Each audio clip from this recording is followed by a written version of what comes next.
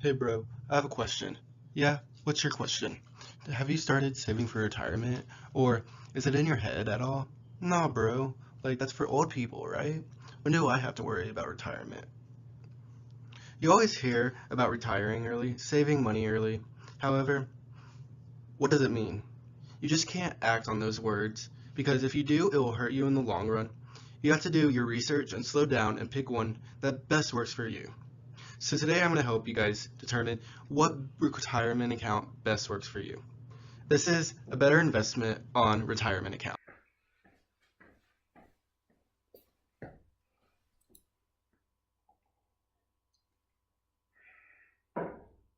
Thank you for coming today. No matter your age, you should know what your retirement options are. Because each retirement option has its own pro, con, and perk to it. And I want you to know what best works for your situation. Let's start with our main options. I'm going to go over the main types of retirement accounts you normally hear. First is the 401k, normally offered by an employer. Secondly, your traditional and Roth IRAs. These accounts can be managed by an advisor or yourself. Your main options: 401k, traditional IRA, Roth IRA. Now that you know your main options, let's continue and go a little bit deeper into the 401k. Let's go over the main 401k plans. We have 4 in total, but let's start with the traditional one. This plan lets you contribute a certain percentage of employee compensation to the employer's account. This is called a non-elective contribution. The other option is to match the amount an employee contributes. Both can be done at the same time though. According to the IRS, an example would be you may decide to add a percentage, say 50%, to an employee's contribution, which results in a 50-cent increase for every dollar the employee sets aside. Using a matching contribution formula will provide additional employer contributions only to employees who make deferrals to the 401k plan. If you choose to make non-elective contributions, the employer makes a contribution for each eligible participant, whether or not the participant decides to make a salary deferral to his or her 401k account.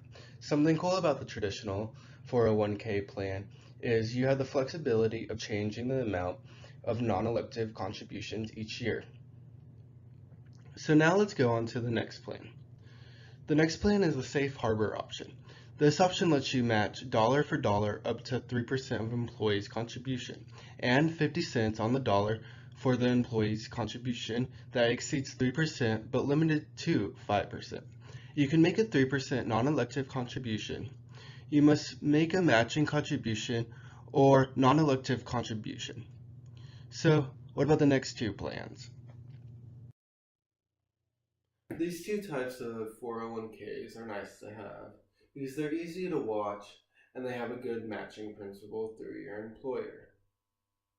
So let's continue with two more options, shall we? The next two types are automatic and simple. Automatic is exempt from the annual IRS testing. However, an automatic one, you automatically take 3% out of compensation, but after 5 years, it must be 5%. Now, the employer must make either a matching contribution of 100% for salary deferrals up to 1% of compensation and a 50% match for all salary deferrals above 1%, but no more than 6%. The other option is a non-elective contribution of 3% of compensation to all participants. This is from the irs.gov. The other one is the simple 401k plan, which calls for a dollar for dollar matching contribution up to 3% or a non-elective contribution of 2% of pay for each eligible employer. You can't participate in any other retirement plan of the employer if you choose this simple 401k plan, and no other employer contributions can be made. With automatic, 5% is going to have to go to that account. And, it will automatically be deducted. With the simple one, you have a lower contribution, and you have only one option. You can't really go into more retirement accounts through your employer with this option. Now that we have gone over the types of 401ks, let's go over the general pros and cons of these accounts. 401ks will give you a high contribution limit, this being a relatively good aspect so you can invest more money. If you are 49 years or younger, you can invest $17,000. If you are 50 years or older, you can invest $22,500. The amount you put in can be tax deducted, which is nice, getting that money back at the end of the tax year. Also, you are not taxed on interest and capital gains until your distribution. Having free money that your employer puts in through the matching principle is also nice. Finally, 401ks do give you an option to withdraw for emergencies, but don't do it until you know you have to. You will incur several fees. Now on that point, let's look into the cons. With your 401k options, you have a higher contribution limit, you have contributions that are tax deductible, and you have a matching principal from your employer. Because who doesn't like free money, right? After looking at the pros, we must consider the cons. One major con with a 401k is that you have limits on what you can invest in. Like an RA, you can invest in a lot of other things, but with a 401k, you are limited. Now, the tax deduction must be used sparingly, because if you have an IRA, your 401k deductible will cut into the IRA that you can deduct from what you put into your IRA. As I said in the other slide, you will be taxed around 20% for your withdrawals and incur a 10% penalty for each early withdrawal. And finally, you are required to withdraw at 70 and a half years of age. 401ks do not have that good of investing options. And if you can, do not pull out of your account until you're 70 and a half. If you do, you will incur unnecessary fees. We have looked at the 401k plans and their pros and cons. We must consider the traditional IRA versus a Roth IRA. There are some main differences between an IRA and a Roth IRA. These are that traditional IRAs are tax deducted, and when you withdraw, you are taxed. But with Roth IRAs, you are using post-tax dollars, and you get free income withdrawals at the end when you decide to withdraw. So let's look into the pros and cons of IRAs. The difference between these accounts is how they are taxed. So, if you want to go with a traditional Roth IRA, you are taxed on your profit you are made in that account when you pull it out. And the Roth IRA, you are taxed before, so when you make your gains or your profit, you are not taxed when you withdraw. Figure out which one is best works for you. Now let's consider the IRA's pros. The first pro is that the retirement account is deferred money, meaning it is not taxed until you pull it out. These retirement accounts are easier and cheaper to start. Normally, you will be setting it up, which saves time and costly advising fees. Next, you are able to invest in more options and allocate your money more versatilely. This means that you can invest in more stocks and more mutual funds than what you would be willing to with a 401k. As with your 401ks, your IRAs are also tax deductible. But does this account sound better? Let's look at the cons and then dig a little bit deeper into that. So, the IRA is tax deferred, cheaper to start up, and you guys get better options to invest in. Well, let's go over the cons real quick. The biggest con is the amount you can contribute. you can only contribute $5,000 to $6,000 a year. With these maximums and low contribution rates, it is better to set one up sooner than later. Now, just like the 401k plan, you will incur withdrawal fees and you must withdraw at the age of 70 and a half. Now that we have a general idea of the pros and cons of an IRA, let's look at the specifics. I hope you see now that the contribution to your IRA is way lower than the contribution to a 401k. This means an IRA, if you want to set one up, it's better to start now than later. With IRAs, you are able to contribute to your IRA up to 70 and a half years old. Then you can deduct these contributions if you qualify for them.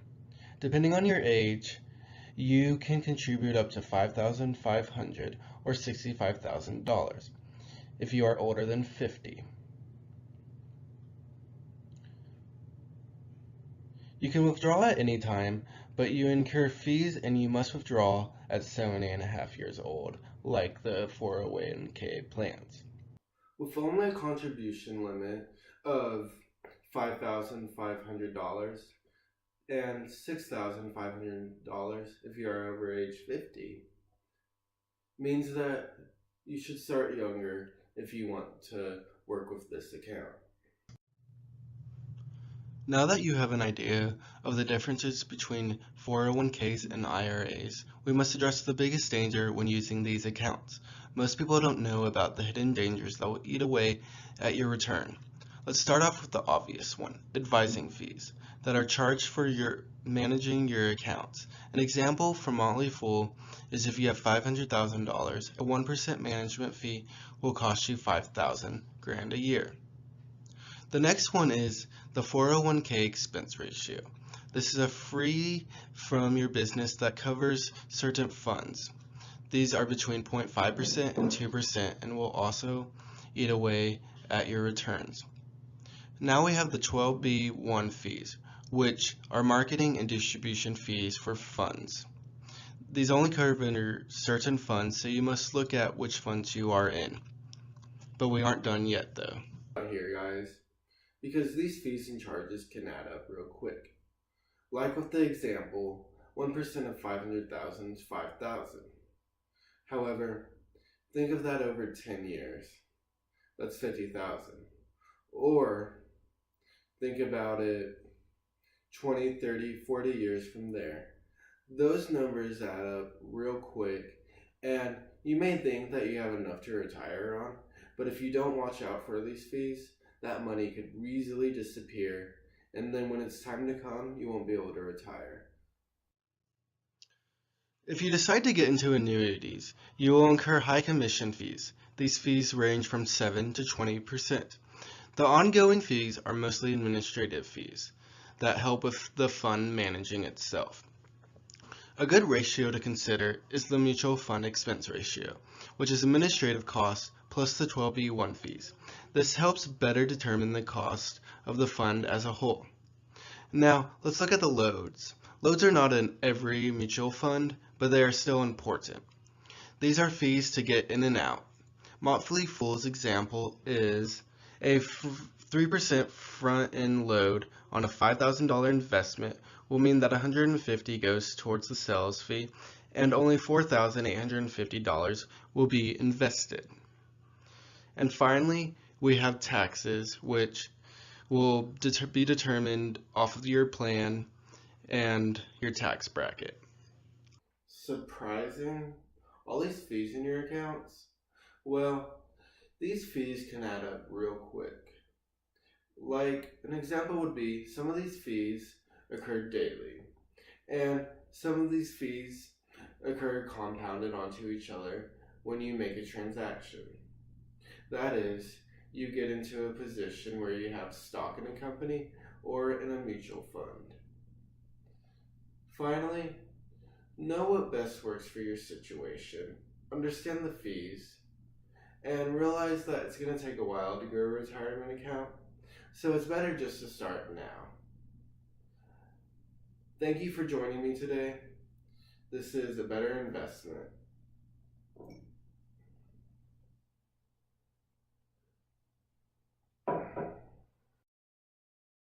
Have you ever wanted to know more about personal finance, investing, becoming financially literate, and just growing yourself overall? Well, ever since I was 12, I've been very passionate about this area, and I've read a lot of books, come up with a lot of ideas, and have some experience to back me up. I want to reveal the importance of these topics and why they matter in today's society. So, I would love to hear from you guys. If you guys could please subscribe to my page, go to abetterinvestment.org, follow me on Facebook and Twitter. Also, comment down below if you have any suggestions, if I haven't done a video over a topic that you'd like me to go over, if I need more information on a topic, or just anything. I would love to hear from you guys. Thank you.